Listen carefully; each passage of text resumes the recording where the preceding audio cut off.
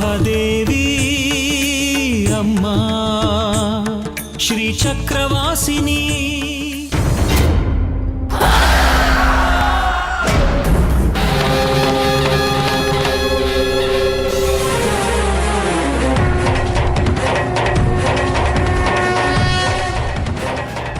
ದುಷ್ಟರು ಅಟ್ಟಹಾಸ ಮೆರೆದಾಗ ಶಿಷ್ಟರ ರಕ್ಷಣೆಗಾಗಿ ಕಾಲ ಕಾಲಕ್ಕೆ ದೈವ ಭೂಸ್ಪರ್ಶ ಮಾಡುವುದು ವಿಧಿ ನಿಯಮ.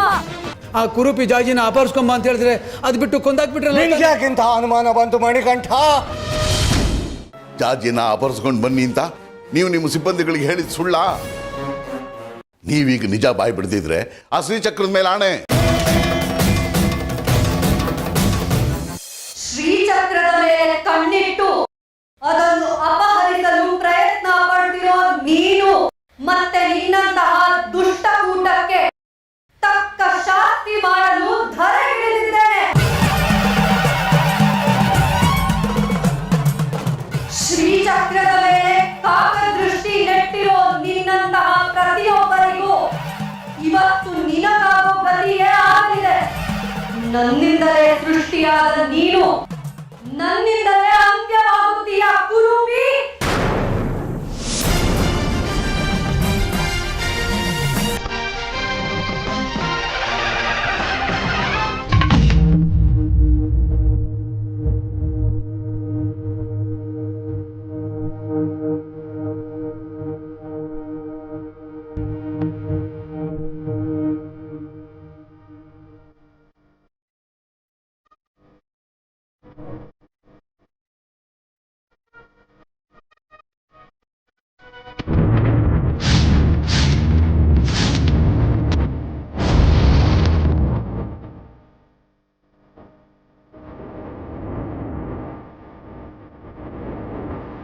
ಇಲ್ಲ ಗುರುಗಳೇ, ನನಗೆ ಆ ಕುರುಪಿ ನೋಡಿದ್ರೆ ಬಹಳ ಭಯ ಆಗ್ತಾ ಇತ್ತು.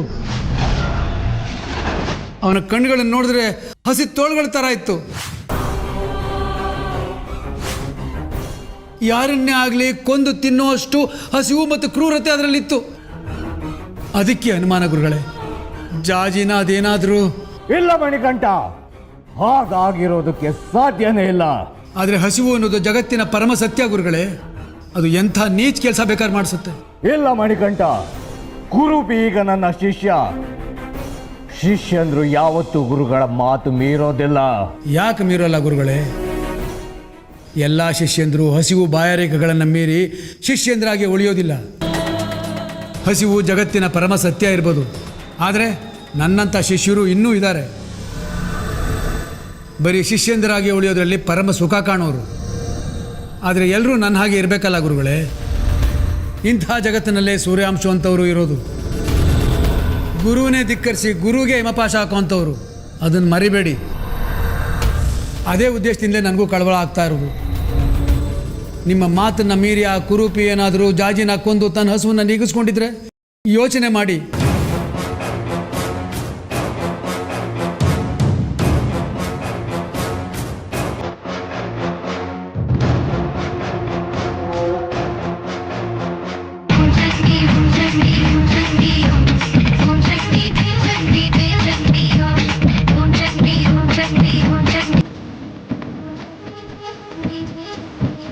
ಅಂದ್ರೆ ಏನರ್ಥ ದೇಶಕ್ರಿ?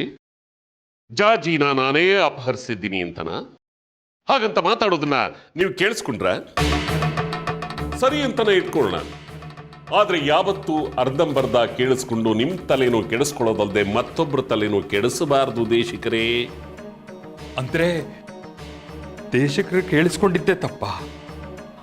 ಅವ್ರ ಮಾತನ್ನ ಕೇಳಿ ನಾವು ನಿಮ್ಮ ಬಗ್ಗೆ ತಪ್ಪು ತಿಳ್ಕೊಂಡಿದೀವ?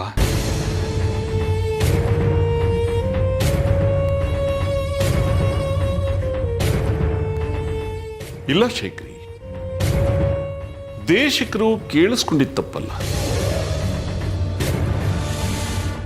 ಆದ್ರೆ ಪೂರ್ತಿ ಕೇಳಿಸ್ಕೊಳ್ಳಿಲ್ವಲ್ಲ, ಅದು ಅದು ಹಾಗೆ ಪೂರ್ತಿ ಕೇಳಿಸ್ಕೊಳ್ಳದೆ ನಿನ್ನ ಹತ್ರ ಬಂದು ಹೇಳಿದ್ರು ನೋಡು, ಅದಿನ್ನೂ ದೊಡ್ಡ ತಪ್ಪು.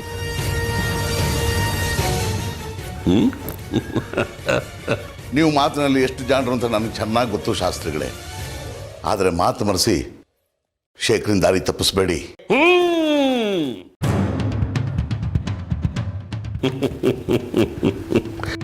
ಪೂರ್ತಿ ವಿಷಯ ಕೇಳಿಸ್ಕೊಳ್ಳದೆ ಶೇಖರಿ ದಾರಿ ತಪ್ಪಿಸಿದ್ದು ನಾನಲ್ಲ ದೇಶಕರೇ, ನೀವು. ನೀವೇನೋ ಬಹಳ ಒಳ್ಳೆಯವರು ಅನ್ನೋ ಭ್ರಮೆಯಲ್ಲಿ ಇರಬೇಡಿ. ನೀವು ಮಾತ್ರ ಸಮಾಜ ಸುಧಾರಕರು, ನಾವೆಲ್ಲ ಸಮಾಜಘಾತಕರು ಅನ್ನೋ ರೀತಿ ಮಾತಾಡೋದಕ್ಕೆ ಹೋಗ್ಬೇಡಿ ದೇಶಕರೇ. ನೀವೇನೋ ಸತ್ಯ ಕಂಡಿಡ್ದು ಬಿಟ್ರಿ ಅಂತ ಮಹಾನ್ ಶ್ರೇಷ್ಠರು ಅಂತ ತಿಳ್ಕೋಬೇಡಿ. ಸ್ವಲ್ಪ ಸ್ವಲ್ಪ ತಾಳ್ಮೆಯಿಂದ ಇರಿ.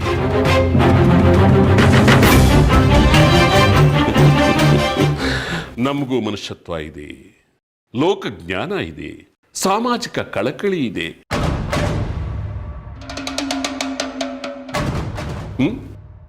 ಇಲ್ವೇ?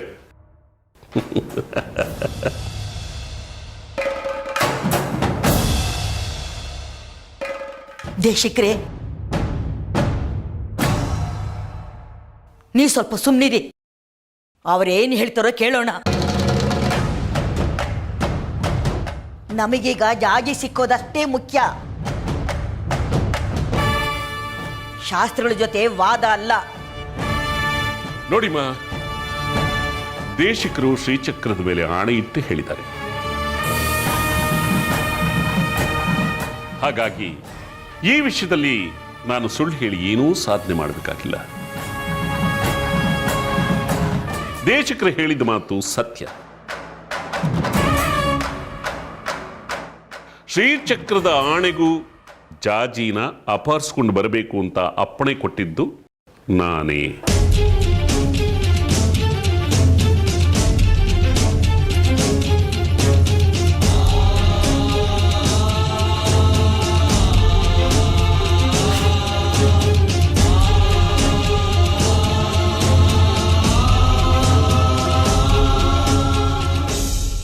ಆದರೆ ಜಾಜಿನ ಅಪಹರಿಸ್ಕೊಂಡು ಬರೋದಕ್ಕೆ ಹೇಳುವಾಗ ನನಗಿದ್ದ ಉದ್ದೇಶ ಅವಳ ರಕ್ಷಣೆ.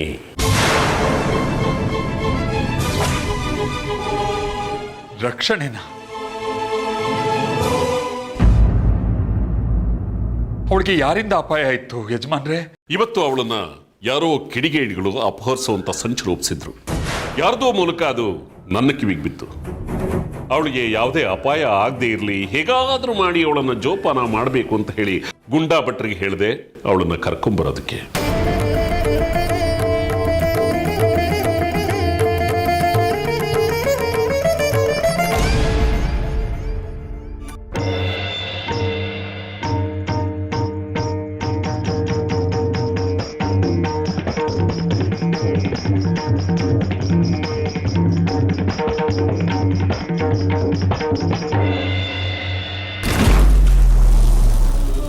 ಮಗ ಎಷ್ಟೇ ದುಷ್ಟನಾಗಿದ್ದರೂ ತಾಯಿಗೆ ಮಗನೇ.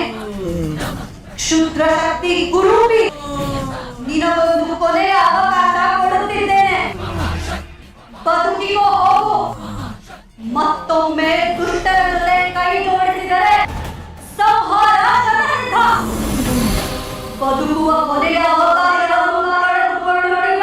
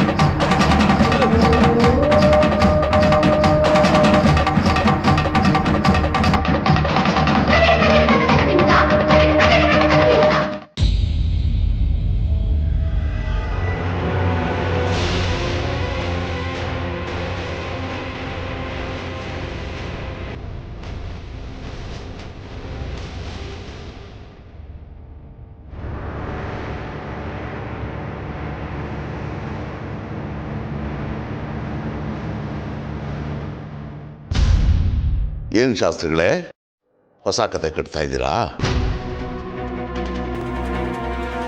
ಇದನ್ನ ನಂಬೋದಕ್ಕೆ ನಾನು ಸಿದ್ಧ ಇಲ್ಲ. ಒಂದು ವೇಳೆ ನಿಮಗೆ ಜಾಜಿನ ರಕ್ಷಿಸಲೇಬೇಕು ಅನ್ನೋ ಉದ್ದೇಶ ಇದ್ದಿದ್ರೆ ಅವಳನ್ನು ಅಪಹರಿಸೋ ಅಗತ್ಯ ಆದರೂ ಏನಿತ್ತು?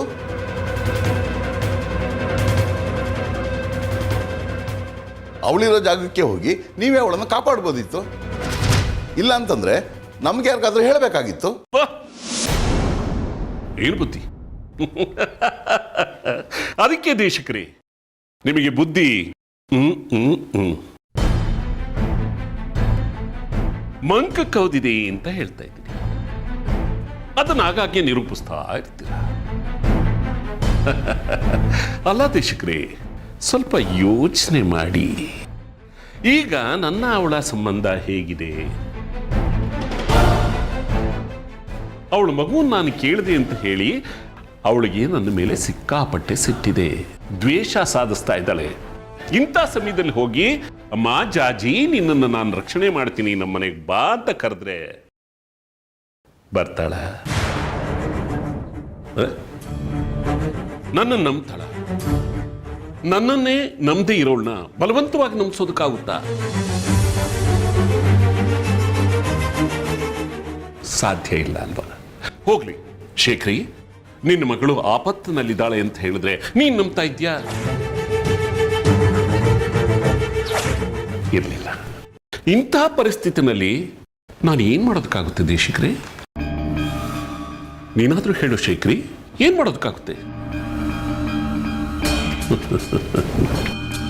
ಇಲ್ಲ, ನಿಮ್ಗಳಿಗೆ ದೇಶಿಕರ ಮಾತು ಅಂದರೆ ವೇದವಾಕ್ಯ.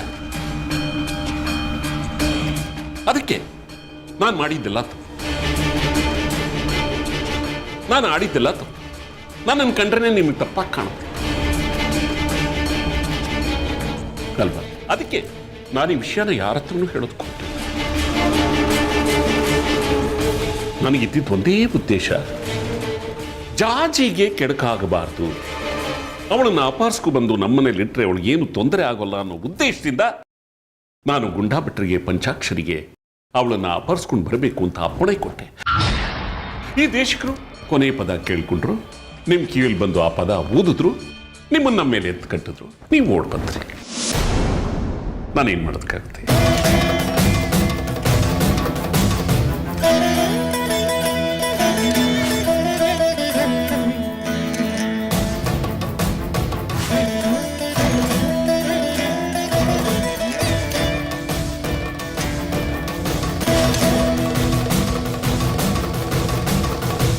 ಗುರುಗಳೇ, ಕುರೂಪಿ ಇದೇ ಹಾದಿಯಲ್ಲಿ ಹೋಗಿದ್ದಾನೆ ಅಂತ ಹೇಗೆ ಹೇಳ್ತೀರಾ?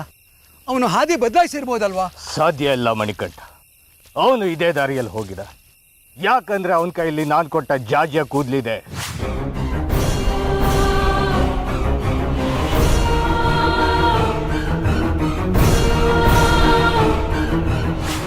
ಆ ಕೂದಲು ಜಾಡು ನಂಗೆ ಚೆನ್ನಾಗಿ ಗೊತ್ತಿದೆ.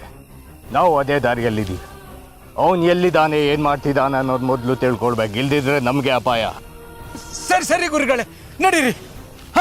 ಗುರುಗಳೇ,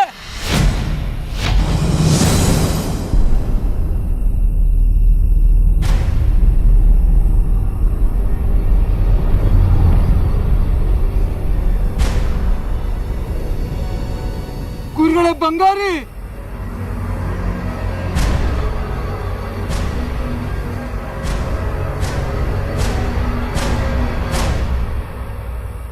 ಇದು ಖಂಡಿತವಾಗಿ ಕುರುಪಿದೆ ಕೆಲಸ ಮಣಿಕಂಠ. ಹಾಗಾದ್ರೆ ಕುರೂಪಿ ಬಂಗಾರಿ ಮೇಲೂ ಹಲ್ಲೆ ಮಾಡಿದ್ದಾನೆ? ಹೌದು, ಹಲ್ಲೆ ಮಾಡಿದ.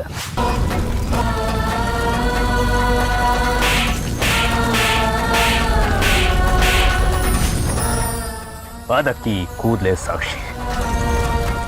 ಆದ್ರೆ ನೀವು ಹೇಳಿದ್ದು ಜಾಜಿನ ಅಪಹರಿಸು ಅಂತ, ಬಂಗಾರಿ ಮೇಲೆ ಯಾಕೆ ಹಲ್ಲೆ ಮಾಡಿದ್ದಾನೆ?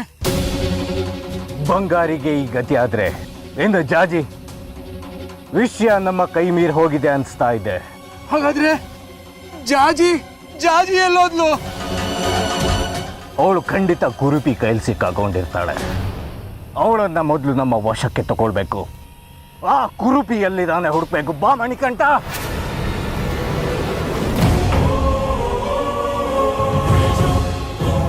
ಯಜಮಾನ್ರು ಹೇಳಿದ್ರಲ್ಲೂ ಅರ್ಥ ಇದೆ ಅಲ್ವಾ? ಅವ್ರು ಯಾಕೆ ಜಾಜಿನ ಅಪಹರಣ ಮಾಡ್ತಾರೆ? ಅವ್ರ ಮಗುನ್ ಕೇಳಿದ್ರು ಅನ್ನೋದೊಂದು ಬಿಟ್ರೆ ಬೇರೆ ಯಾವ ಕೆಡಕನ್ನೂ ಮಾಡಿಲ್ಲ. ಅವರು ಮಗಳ ಥರ ನೋಡ್ಕೊಂಡಿದ್ದಾರೆ. ಚಂದ್ರಧರನ್ನ ಧಿಕ್ಕರಿಸಿ ಬಂಗಾರಿನ ಮದುವೆ ಆದಾಗ್ಲೂ ಅವ್ರ ತಾಳ್ಮೆ ಕಳ್ಕೊಂಡಿರ್ಲಿಲ್ಲ. ಅಂಥವ್ರ ವಿರುದ್ಧ ನಾವು ಆಪಾದನೆ ಮಾಡ್ಬಿಟ್ವಲ್ಲ, ನನಗೆ ಪಾಪ ಪ್ರಜ್ಞೆ ಕಾಡ್ತಾ ಇದೆ. ಅವ್ರು ಹೇಳಿದನ್ನೆಲ್ಲ ನೀನು ನಂಬ್ತೀಯ ಶೇಖರಿ? ಅನ್ನ ಕೊಡೋ ದಣಿ ಅವರು. ಅವ್ರ ಮಾತನ್ನ ನಂಬದೆ ಇನ್ಯಾರ ಮಾತನ್ನ ನಂಬಲಿ ದೇಶಕರೇ? ಅದು ಅವ್ರು ಅಷ್ಟು ಹೇಳಿದ ಮೇಲೆ.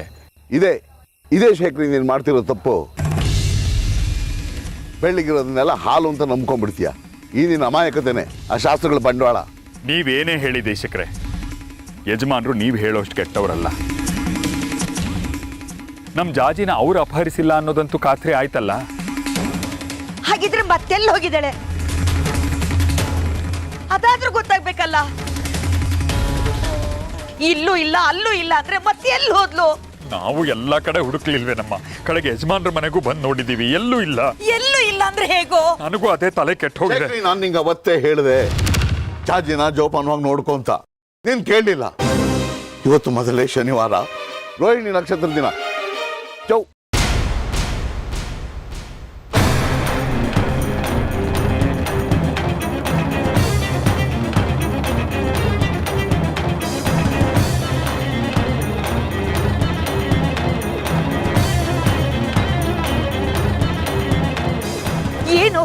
ಏನಿವತ್ತು? ಯಾವ ನಕ್ಷತ್ರ? ಏನಾಯ್ತು?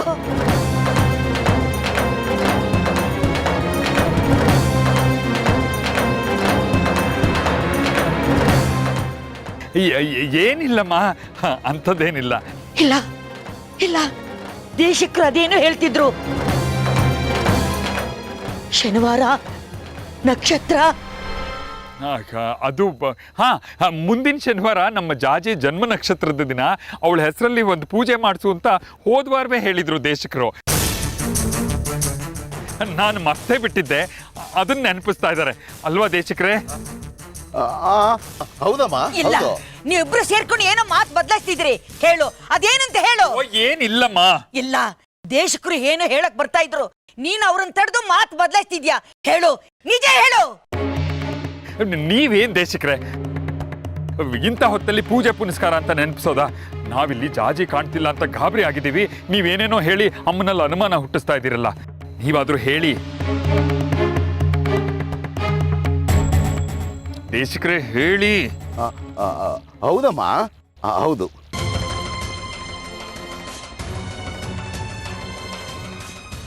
ದೇಶಕ್ರೆ, ಇವನು ಹೇಳೋ ಸುಳ್ಳಿಗೆ ನೀವು ಕೈ ಜೋಡಿಸ್ಬೇಡಿ.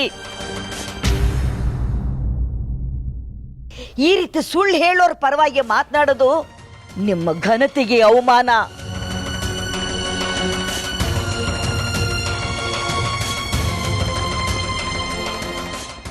ಹೇಳು, ಅದೇನು ಅಂತ ಹೇಳು. ದೇಶಕರು ಅದೇನು ಹೇಳ್ತಿದ್ರು ಹೇಳು. ನೀನ್ ಯಾಕೆ ಅವ್ರನ್ನ ತಡೆದೆ ಹೇಳು. ಅಮ್ಮ, ಅದು ನನಗೀಗ ನಿಜ ಗೊತ್ತಾಗ್ಲೇಬೇಕು. ಹೇಳು, ಹೇಳು, ಹೇಳು.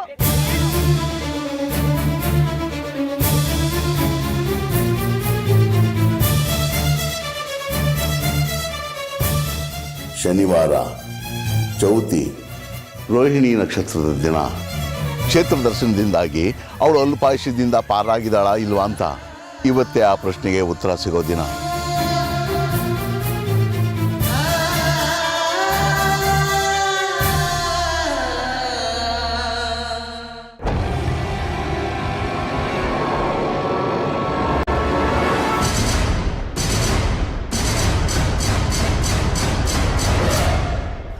ಗುರುಗಳೇ, ಅಲ್ಲಿ ನೋಡಿ.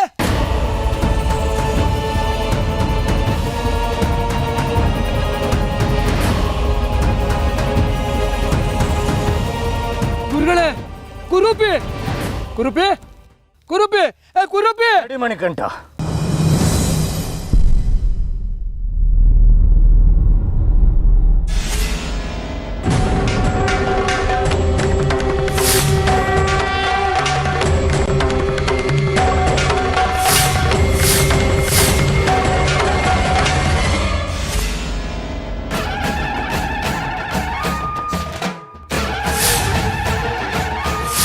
ನನ್ನ ಶಕ್ತಿಯ